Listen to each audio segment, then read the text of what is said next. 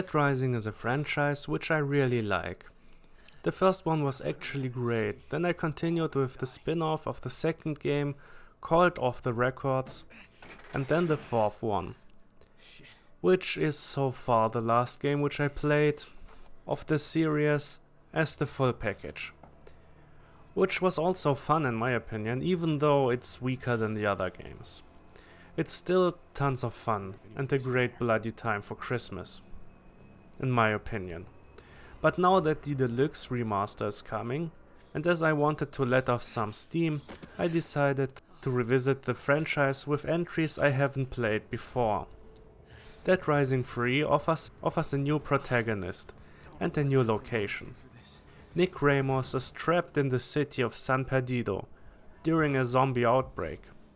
As if this isn't bad enough, there's also a conspiracy brewing in the background, and higher powers are taking advantage of the situation as people who have chips to track them and fight the zombie virus are seemingly not only not working as intended, but are turning people and mutating their hosts.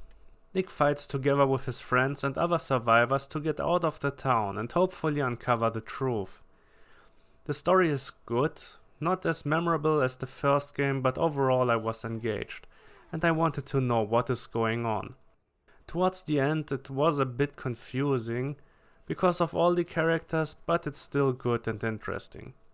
Nick is also a nice guy, doing always the good thing and trying to help everyone, which is causing a bit of a big ludonarrative dissonance, as Nick is always the good guy in cutscenes and doesn't want to kill humans, even though I slaughtered thousands of zombies and probably a couple of hundred psychos, soldiers and biker punks at the end of the game. The first boss enemy I killed in the story also triggered a cutscene, in which Nick says he has never killed, even though I killed the first psycho right before that. It's also kind of funny to have completely inappropriate costumes in cutscenes, as you basically wear a costume covered with guts. Meanwhile, the search for President Paddock continues within Los Perdidos. At least I did, because I have the Apocalypse edition and this was one of the DLC suits, I guess. But let me talk about the gameplay for a bit. The gameplay is once again just so much fun and so cathartic.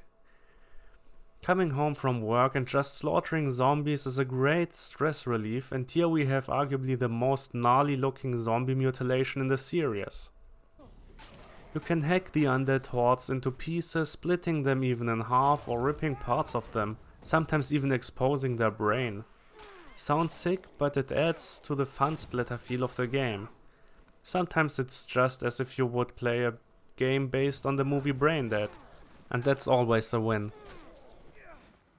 Nick can also once again upgrade himself, like the other characters in the Dead Rising series.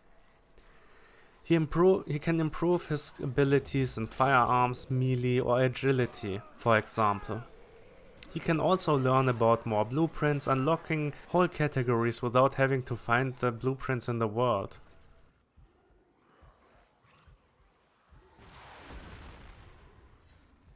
He can also find books or magazines and enhance abilities. In general, you can also unlock another skill point fast enough to keep you engaged and feel rewarded. Nick can build pretty elaborate weapons, and also, as he is a mechanic, he can build vehicles together, building rigs that rival the Dead Reckoning from Land of the Dead. Nice.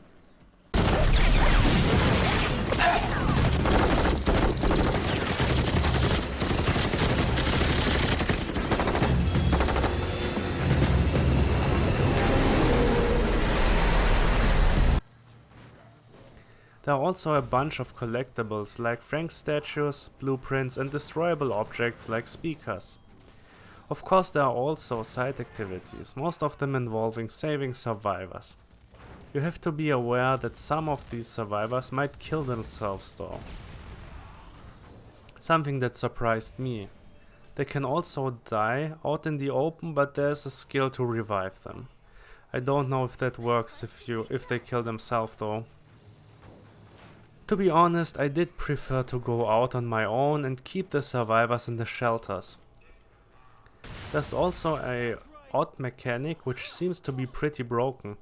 Players can simply join your game, and this seems to either reset with every play session, as I pressed single player at the start of the game and still had people joining me several times, which was annoying, or it's just broken in general.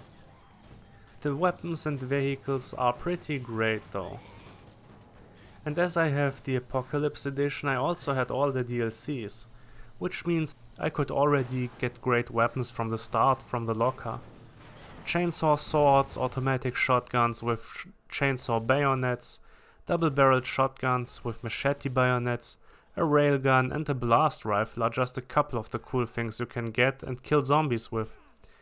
Some are less useful though, like MMA gloves with rubber ducks on them. It's still fun though.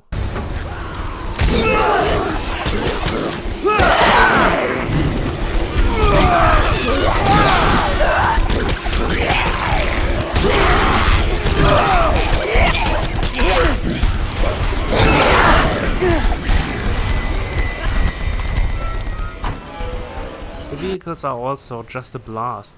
You can put a bike and a steamroller together and have a mix of both, which is also shooting fire.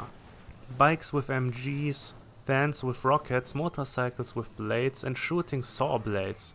Just great stuff. The game is quite easy though, which was okay for me, and I mean, I played on normal this time, but it was okay. I died only once if at all, I think. It was also easy to get the full story, and not one of the alternative endings, which are usually the bad endings. If you like, you can also set the option to toggle the timer on or off if you like. You can play it like the old games, or rather enjoy the game and take your time. There are also the Untold Story episodes, which show other survivors and some of them meet Nick or meet each other, and add some more background info or just stand alone. These are all interesting short stories though and worth your time. Only for Angel there's a really stupid mission in which you have to protect someone who can get immediately shot by some Spec Ops. Also, I did probably like her story the least because you are permanently being reminded that Angel is an alcoholic and pretty much worthless in the opinion of everyone she helps. Which is stupid as you are the main character of the game, of the DLC, and do all the work and are just being shit on. Also, another thing that was a bit odd are the psychos that are introduced in this game. While most of them are your standard fare in regard to the psychos, there were some that are just miserable. Like one on a mobility scooter that is just eating all the time. And I don't know, it's just kind of pathetic and sad to see her, and taking her out of her misery basically doesn't feel good or rewarding or anything. They also ended with a fart joke or something if I remember it correctly.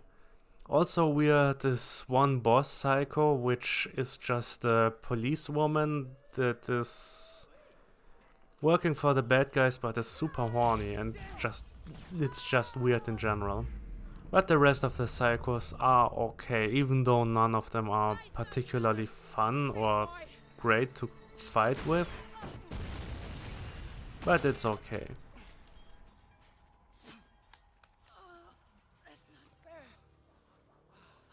Because in general the game is fun. And that's something that I mentioned a lot in this review. The Dead Rising games are tons of fun, and this part is no different. I enjoyed it quite a bit. It does have its faults, but it's still a good mix of an interesting story and ridiculous over-the-top gameplay. It's not the greatest game, it's not the best Dead Rising game, but it's also not the weakest. But it is very solid, and I do not regret the time I spent in San Perdido after all. If you don't mind splatter, I would recommend this game and will give Dead Rising 3 a 8 out of 10. It's probably especially fun if you just want something bloody for Halloween time.